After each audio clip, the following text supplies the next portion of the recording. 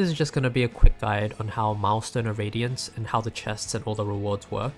So basically, whenever you do any single piece of content in the game, you'll get something called Essence of Radiance, which is used to open these chests. So if you spend energy stamina, you'll basically get like 1 currency for every stamina you spend. And for AI Arena, you'll get like 12 per clear. And for RTA, you'll get 100 of this currency every time you win. Other ways to get it are from the chest, and I'll explain the reward shortly later.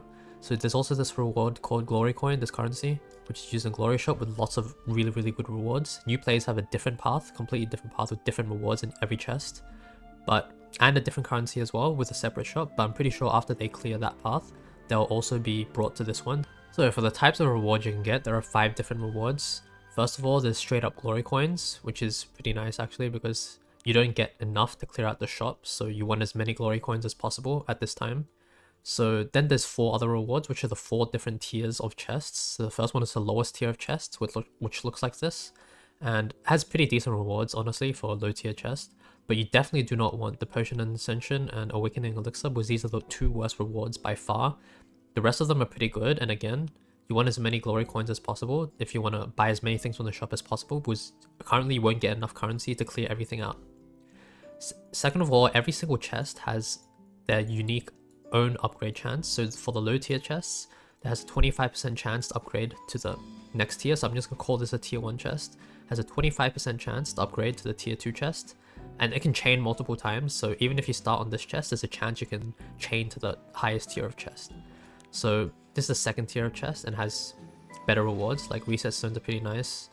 More powder than the previous chest. And also these equipment boxes are also pretty nice because they give you guaranteed substats, so you know exactly what you're going to get. It has percentage main stat guaranteed, and it has very good main stats, substats for that main stat. So there will be no flat stats, it will only be like a combination of speed, attack percent, HP percent, defense percent, crit, depending on what the main stat is, so it will always be really good. So these chests are actually really good. The only thing that's not good from here, and the worst thing by far, is definitely this mod gem chest. It's basically like a normal mod gem chest, except you get the guaranteed highest roll, so this is definitely the worst reward by far. Everything else is pretty good, and the coins are always really good because, again, you won't be able to clear out the shop. So as many glory coins as possible, so you have as many choices as possible from the shop. So that's tier 2 chest. Then this tier 2 chest has a 20% chance to upgrade to the tier 3 chest, which is the 5-star Covenant Hero chest. So for people who have like every single Covenant Hero before Fene already, so you're guaranteed to get coins, because you won't get a dupe, but the dupe will be converted into glory coins, which is 100 glory coins, or you have a 10% chance to get 120 coins.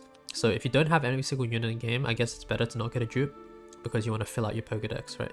But if you do have everything in the game, this 90% chance for a 5-star Covenant Hero is basically 100 coins. So you basically want to hit the 120 instead, but it's pretty close, it's only 20 more, so it doesn't really matter.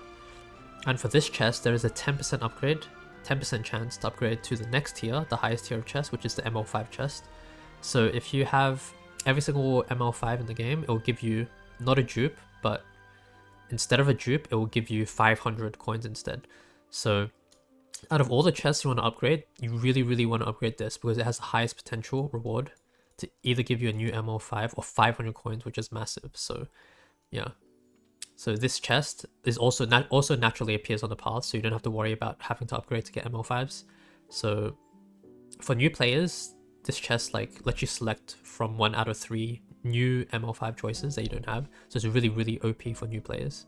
So yeah, for veterans, like the chance of you getting a dupe is really high, but 500 coins is still really good because for the third time, like you can't clear out the shop with yeah, it's just not possible because you don't get enough glory coins.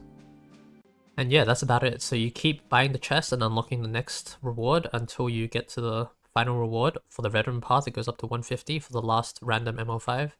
And then you can start spending your glory coins. So there's some really sick rewards like 20 speed, HP percent ring. And this is also really good. Destro set, critical hit damage with 40% attack substat. That's insane. Bottle's really good. The slate is not that great, honestly. Like bottles are always way more valuable. That's why it's more expensive. Cosmonium is really good. It upgrades your Astrium gear into Otherworldly, which is really insane. and you can just keep resetting that piece until you get like a god roll, or you can only reset up to 5 times, so you have like 6 chances to get a god roll on your Astral Forge piece. And then of course there's the ML5 selector. If there's like any old ML5 before Successor Teiyu that you're missing that will really help your account, this is extremely good. And there's also the selectors, so limited 5-star selector. New players get like 5 limited heroes for free, I think, like Ahmed, Flan, Landy. I forgot the other ones, but yeah, they get a lot of cool stuff for free, so you probably don't need this, or maybe they can pick Tori because they don't get Tori for free, and Tori's really meta right now. I guess if you're missing a lot of limited heroes, you can get this. The 5-star hero selector, I wouldn't bother with, because unless you're like missing like a really important Covenant 5-star hero, like, and you're brand new, then you can get this one. But for veterans who have like basically everything in the game already, there's only an imprint, and I don't think it's worth spending this limited currency for an imprint.